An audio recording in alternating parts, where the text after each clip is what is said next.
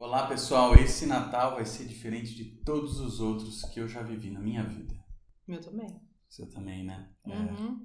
Na verdade sempre é diferente, né, Bia? Sempre, muito. Eu sou o Lin Bertrand. Sou a Bia. Bom, gente, hoje então a gente vai falar um pouquinho sobre o Natal, sobre essa dinâmica que acontece nessa época do ano e que mobiliza tantas pessoas, né, de uma maneira tão agradável para muitas pessoas, né, claro.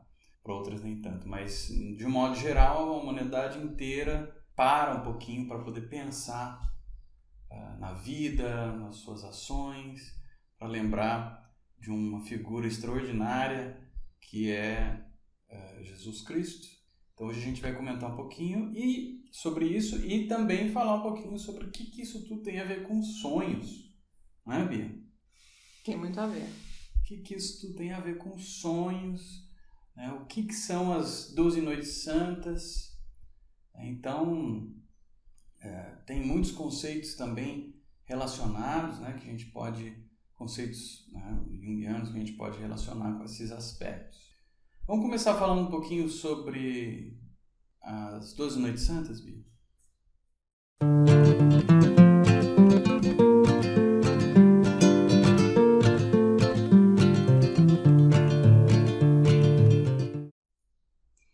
Tem a ver com a história do Natal, né? O que é essa história do Natal que traz pra gente? O que esse momento do Natal ele traz pra gente que surgiu esse termo 12 Noites Santas?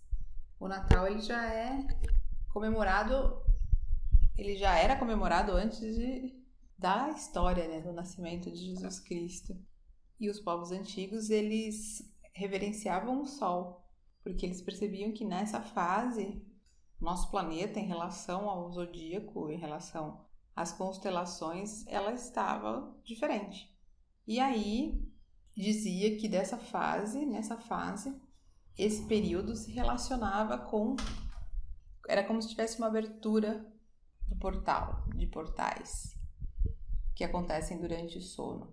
E aí, depois disso, que interessante, né? Veio a nascer um menino iluminado bem nessa época, que é uma história arquetípica, né? Assim, arquetípica querendo dizer que traz conhecimentos profundos para a humanidade, como uma história pode se espalhar por milênios em praticamente todas as civilizações de um planeta. O que tem de especial ali? Que arquétipos eles ancoraram no nosso inconsciente, na nossa sociedade, que fizeram com que ele nascesse nesse dia, numa época que já havia algo especial e uma história que perdura por anos. O masculino e o feminino que trazem um luminoso, algo que é transcendente. Quais são os arquétipos básicos da nossa psique aí, o masculino e o feminino? A gente tem a ânima e o ânimos, né, que é essa referência dos polos opostos, né, da personalidade de cada um. A gente tem o arquétipo da criança, que é trazida pela própria imagem, né, de Jesus, menino e tal. A gente tem a imagem da criança divina, do arquétipo da criança divina, não só da criança em si, mas da criança divina, que fazem parte do mesmo arquétipo, mas têm características diferentes. E a gente tem a ideia também trazida pelo mesmo arquétipo da criança, que vem aí ao longo dos anos, desses milhares de anos sendo construída, que é a criança divina dentro de nós, a criança interior. Então a gente tem esses três elementos da criança colocados a partir do mesmo arquétipo, né? Que é a partir desse luminoso que você disse. A criança divina, a criança interior, e a imagem da criança enquanto pureza. E que tem a ver com a própria espiritualidade também, né? Porque é um ser que é diferente, embora todos esses aspectos de criança, é uma criança diferente de outras crianças, que seria um rei. No caso de Cristo, sim. Sim, pensando nesse arquétipo que é trazido agora, o nascimento de um rei, de algo que traz, alguém que traz uma boa nova, o nascimento de um rei trazendo uma boa nova, trazendo luz para a humanidade. Então, essa relação do nascimento, do nascer que acontece no Natal, também traz uma reflexão, né? O que nasce dentro de cada um no Natal? O que a criança pode trazer de nascimento de novo para nós, como indivíduos, cada um no seu mundo particular, nesse mês do Natal. Não é à toa que o Natal é 7 dias antes do Ano Novo, né? O nascimento 7 dias antes de começar um ano, um novo ciclo, como se preparando para realmente algo que vai chegar. E eu quero lembrar também, não só aquilo que nasce novo, mas também aquilo que morre, né? Porque aí pela história que a gente tem, para que Cristo permanecesse, né? Para que ele permanecesse, né? Mas em virtude do nascimento dele, da luz que ele trouxe, também morreram milhares de crianças. Quer dizer, milhares não sei, mas muitas crianças morreram porque Herodes não queria um rei que competisse com ele, mas aí foi lá e mandou matar um monte de criança até 2 anos de idade. Então, também o novo também traz a morte. E aí, se a gente entender a morte não como uma morte física, mas uma morte simbólica, a gente pode entender que para o novo ocorrer, para o novo vir à tona, acontecer, se manifestar, é necessário que algo morra. Uhum. Para que ele tome, não tome o lugar assim, não é bem assim, né? Mas não tem como um arquétipo vir, aparecer e não trazer os seus dois lados, que é o positivo e o negativo. E que positivo e negativo é só um julgamento de valor da nossa parte, da nossa consciência. Porque no negativo pode haver o positivo e vice-versa. Então... acho que é mais a questão da sombra, né? Exato. Que vem junto com um ser iluminado quanto a sombra que se faz, que aparece junto disso, né? Se a gente olhar a metáfora da luz mesmo, como a luz visível que a gente conhece, quando acende uma luz, muitas sombras se formam pelos anteparos que ficam na frente dela.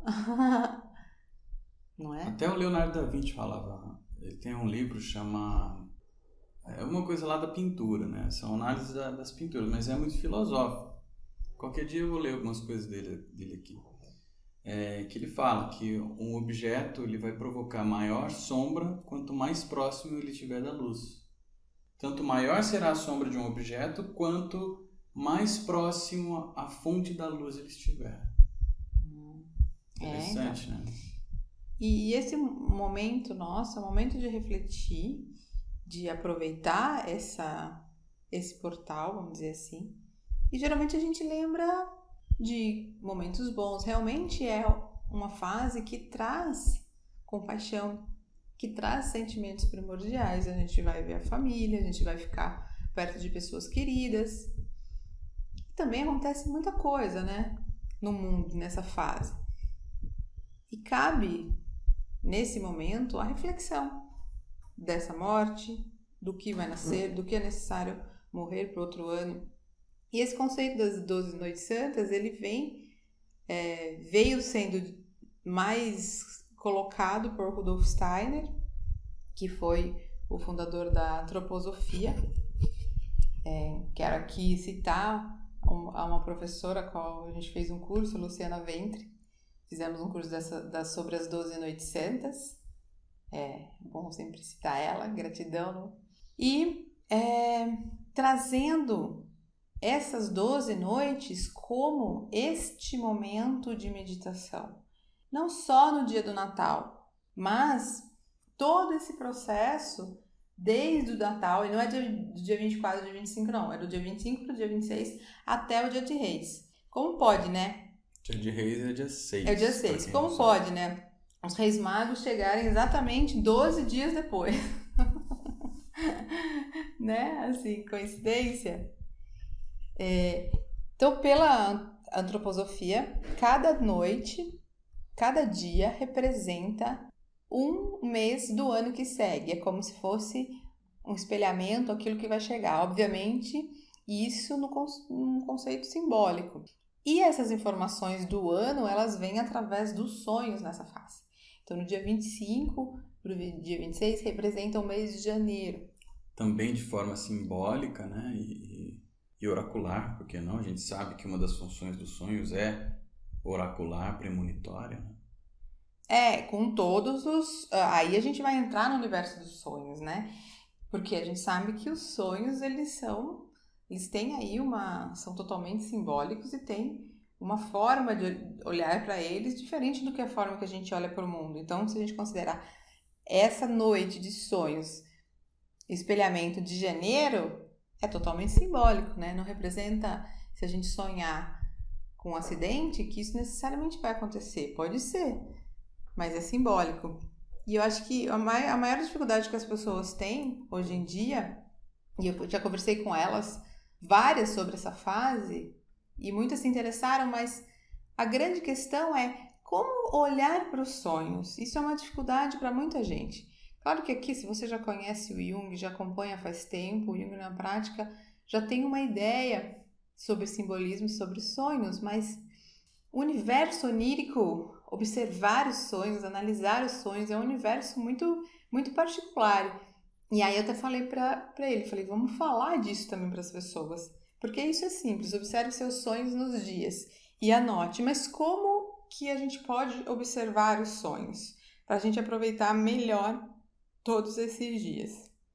Então seria dia 25 para 26 equivalente a janeiro, 26 para 27 equivalente a fevereiro. E assim vai. 28, 29, 27, 28 equivalente a março. Não, é o dia inteiro, né? É o dia inteiro e a noite também. Então 25 o dia inteiro e a madrugada. E a noite, 26 o dia inteiro e a madrugada. Porque os rituais... Isso equivalente a cada mês do próximo ano. Isso até o dia de Reis, que é o dia 6 de janeiro. E aí nessa noite, porque aí vai dar 12 dias no dia 5. E no dia 6 seria como se fosse a síntese do ano. É 12 dias no dia 5? É. 25, 26, 27, 28, 29, 30, 31, 1, 2, 3, 4, 5. É isso mesmo. Que 12 vai, a gente dias fala... no dia 5 e aí no dia 6, que é a noite de Reis, o que acontece? Seria a síntese do ano. Como se fosse um resumão. E como é um ano, o dia inteiro, se propõe que também naquele dia se observe e esteja em estado meditativo e contemplativo o máximo que der, né? Porque festa de final do ano acaba sendo sempre uma loucura. Vamos voltar pro sonho. Não, mas peraí, deixa esclarecer, pessoal, uma coisa, porque pode ser que esteja dando dúvida aí, só para esclarecer. Então, né, existe dentro da antroposofia um contexto onde se entende que do dia 25 ao dia 6, 25 de dezembro ao 6 de janeiro, há uma abertura maior para o contato com o inconsciente e vários outros aspectos, mas que este contato com o inconsciente já se foi observado em que cada dia deste período equivale ao mês, né, na sequência, janeiro, fevereiro, março, abril, do próximo ano, sendo um resumão no dia 6. Então, tudo aquilo que nós vivenciarmos, experienciarmos, os símbolos e também os sonhos que aparecerem para nós são como que espelhamento deste próximo ano. Não, o espelhamento ele vem nos sonhos. O dia é uma preparação. O dia é como se fosse uma preparação para o espelhamento que vem à noite. Isso. Com abertura nos nossos canais com o inconsciente através dos sonhos. E aí que a gente orienta a fazer a anotação, né, desses sonhos para que você possa ter um mapa do que será o próximo ano. Agora sim, acho que esclareceu, né? Tudo bem, então vamos lá. Como é que o pessoal pode analisar os sonhos, então? Como é que funciona isso? O que você quer trazer? Aí é com você que fala como é que analisa o sonho. Eu sei, mas você tava com essa dinâmica aí, mas o que você quer Então, eu pensar? estava falando que a grande dificuldade é saber como olhar para os sonhos, né? Porque a gente tem uma maneira de pensar racionalmente e quando a gente olha para os sonhos é difícil separar essa maneira de olhar para as coisas dos sonhos. Então, a gente acha que se a gente pensar para uma vaca, quer dizer vaca, mas não necessariamente a vaca nos sonhos quer dizer vaca. Mas é mais ou menos essa ideia. Que entra na ideia de como olhar para os sonhos. Como que olhar para esse universo onírico, simbólico, que ele não tem uma sequência, necessariamente não precisa ter uma sequência lógica, racional, e contém muito mais informação dentro de imagens simbólicas do que um pensamento racional, por exemplo. Tá, então assim, ó, como dica, né? Óbvio que a gente tem que ser mais rápido aqui, a gente não é um curso de sonhos, né? Aliás, a gente tem um curso de sonhos, depois a gente vai falar um pouquinho dele. Mas assim, a ideia é que existe sim uma lógica nos sonhos, existe sim uma razão no sonho. Só que não é essa razão que a gente usa quando está em estado de vigília, quando a gente está em beta, na frequência cerebral beta, a gente usa uma sequência de fatos num tempo linear. Cronos, a gente segue o tempo linear. Os sonhos, ele trabalha em outra dimensão de tempo e de lógica. Essa dimensão de tempo e de lógica segue outros padrões, né? Então, existe o padrão de qualidade no tempo e existe o padrão de intensidade e de quantidade, né? O padrão de quantidade está mais ligado a Cronos, a esse segmento linear do tempo, que a gente segue mais ou menos quando a gente está em beta, nessa razão que a gente usa, né? Isso, 2 × 2 = 4. Existe outros tempos, o tempo intensidade, que é uma força, uma característica energética de quanto aquele tempo é importante, tem mais ligado à importância. Então, a lógica do sonho existe, tanto individualmente quanto entre eles, entre os sonhos seguidos, esta lógica existe. Se você parar para olhar, você vai ver que existe uma lógica. E também existe uma lógica de construção do sonho que sempre tem começo, meio e fim. Então, mas como que a pessoa vai olhar? Sim, só esclarecendo que existe isso e que a questão é justamente como olhar. Então, a gente tem 2 elementos básicos nos sonhos, que são o inconsciente pessoal de cada um de nós e o inconsciente coletivo. No inconsciente pessoal existem uma série de coisas, né? Inclusive a sombra pessoal, né? Os aspectos reprimidos, coisas que a gente não aprendeu, coisas que não sabemos sobre nós mesmos, mas tudo relacionado a cada um de nós. E existe, obviamente, também elementos do cotidiano, do dia a dia, tudo isso presentes nos sonhos. Existe o conhecimento que vem do inconsciente coletivo através das imagens, né, dos símbolos, né, e a gente chama das imagens simbólicas ou as imagens que representam os arquétipos, as intensidades energéticas representadas, de conhecimento representadas pelos arquétipos. Então, a gente tem as imagens simbólicas, as imagens arquetípicas, que trazem conhecimentos de ordem coletiva, de ordem do conhecimento da humanidade. Então, a humanidade tem um conhecimento e esse conhecimento vem através dos arquétipos e a gente percebe esses arquétipos através das imagens que fazemos desses arquétipos. As imagens, somos nós que produzimos as imagens, que diante de uma estrutura arquetípica como a estrutura da mãe, quem produz a imagem somos nós. Cada um de nós tem uma imagem diferente do que é mãe. E esta mãe é diferente completamente da mãe que é sua mãe.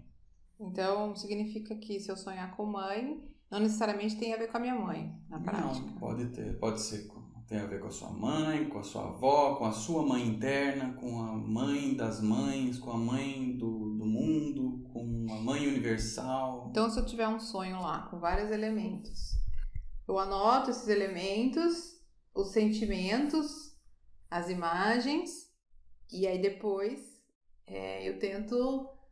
e tem umas perguntas, né? Que também a gente pode fazer para pensar sobre os sonhos, não tem? Não sei. Você sempre pergunta para mim as perguntas. O que isso quer dizer para você? Então, essa dinâmica pessoal, dinâmica coletiva. Então, mas na prática? Na prática, sim. Como você tem o inconsciente pessoal com todos os seus elementos, o inconsciente coletivo com todos os seus elementos, tem que ir meio que fazendo cavocando, né? Fazendo, como é que fala quando você peneira pepita de ouro? Como é que fala isso aí? Como é que chama? Você lembra? Não. Tem um nome isso aí, né? Você vai peneirando lá e você vai extraindo esses conhecimentos, né? Vai extraindo essas pepitas do meio daquele monte de terra. Então você vai se perguntando, você vai... O que isso tem a ver comigo? Primeira coisa é ver o sentimento do sonho, né? O que esse sonho trouxe para você de sentimento. Primeira coisa, é o mais importante.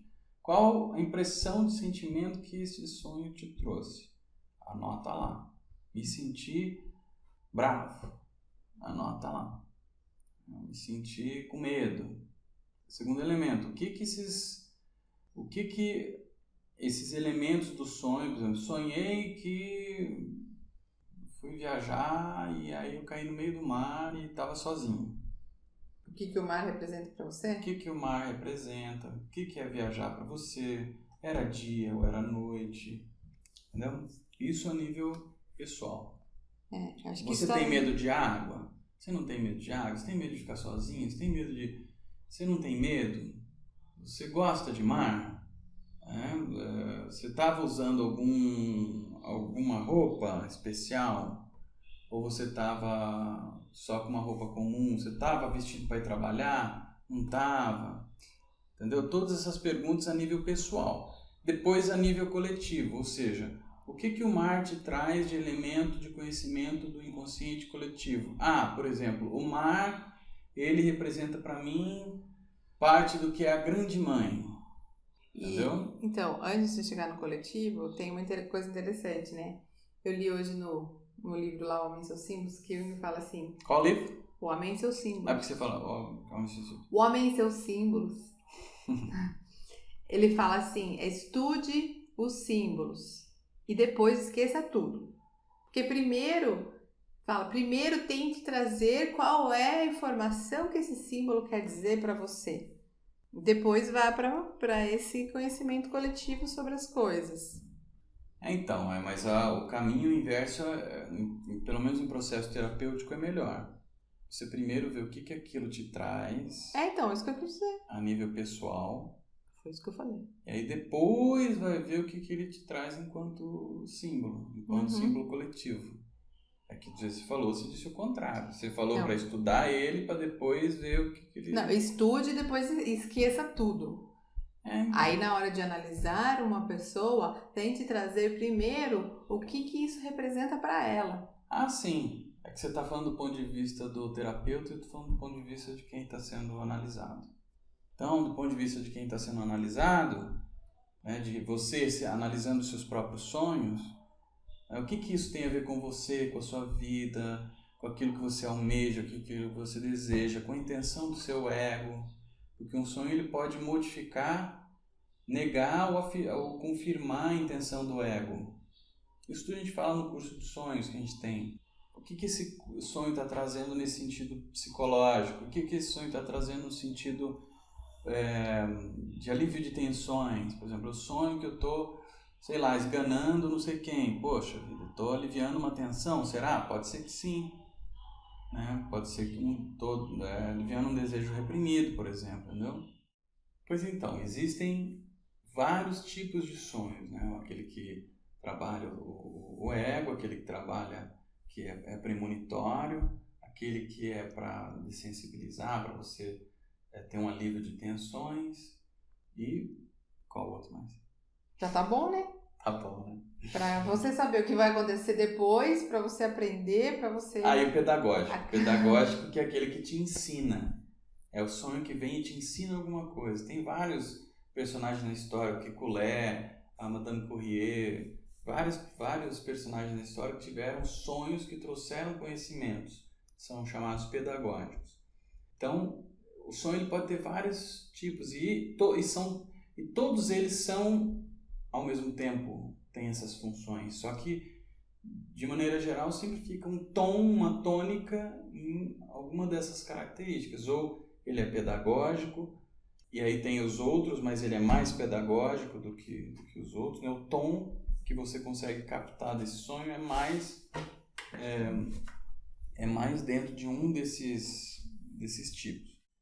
Mas ele sempre tem todos os outros. E parece que nessas noites santas se favorece muito essa abertura para essa situação oracular, premonitória, né? E não só premonitória, mas de autoconhecimento também. Eu acho que é isso também. Não só premonitória, mas de autoconhecimento, onde você vai poder entrar em contato com você e perceber também o que deve ser modificado para o próximo ano, né? Não é só algo que vai acontecer e pronto, você vai ter que lidar com aquilo. Não, mas também o que eu, de acordo com o que eu pretendo, o que eu devo modificar na minha atitude, nos meus pensamentos e tudo mais. É como você fazer um planejamento também, né? Vai te dar a base para você se planejar pro ano seguinte. Obviamente de maneira simbólica, mas isso pode te dar muitos elementos para você se planejar. Sempre lembrando assim que o sonho ele é uma comunicação direta do inconsciente conosco. Em específico, comunicação do self com o ego, ou eu maior com eu menor, enfim. Não é bem isso, mas para se conseguir fazer uma imagem, né? Existe essa conexão. Aquilo que é você de verdade, que anseia por realização, que em última instância busca a individuação, a autorrealização, que é o self. Orientando, discernindo, se comunicando, orientando o ego, ou seja, essa nossa consciência que diz eu sou fulano de tal, orientando o ego para o que ele tem que fazer. Isso em todos os tipos de sonhos, seja o pedagógico, prospectivo oracular, seja o orientador do ego, diretamente orientador do ego, de qualquer maneira, sempre no sentido de que essa mensagem para a autorrealização. Então, se a gente pensar na autorrealização e de que o sonho também está trazendo algo futuro, em última instância, é também para a autorrealização. A premonição, no caso das noites santas, é também para que haja uma autorrealização. E quando se fala em autorrealização, não se está falando de uma realização exterior. Talvez você conseguir coisas, bens materiais, traga elementos que vão te fazer se autorrealizar. Mas a autorrealização independe de bens materiais. Os bens materiais eles devem funcionar a favor da autorrealização e não ser o objetivo da autorrealização. Então, o autoconhecimento passa também pelas conquistas materiais e também pode ser, por exemplo, oracular nesse sentido, premonitório nesse sentido de que você vai ter um trabalho X, Y, Z no próximo ano, então se prepare. Então, e aí, anota frases, faz desenhos, pinturas, né? Faz anotação daquilo que o sonho quer trazer para você enquanto sentimento intenso. E se você quiser saber mais, tem um texto também no portal sobre isso. Aqui foi postado quarta-feira, né? Foi postado, quarta passada. Tá lá, falando sobre o Natal, os arquétipos. Tem vários textos aqui no site também sobre sonhos. E se você quiser conhecer o curso de sonhos, tem o link aqui embaixo. Curso de análise de sonhos, link aqui embaixo. Clica, você vai poder conhecer todos os módulos, quais são as aulas que tem lá. Eu que dou esse curso, então você pode ficar tranquilo aí que é bom o curso. Então, um ótimo Feliz Natal, que seja cheio de oportunidades, premonições e sonhos e muito conhecimento e aprendizado para o que vai nascer. Pois é, e olha, fica atento também com aquilo que deve morrer, simbolicamente, claro. Ok? Feliz Natal! Feliz Natal e um ótimo ano novo para vocês. Tchau, tchau.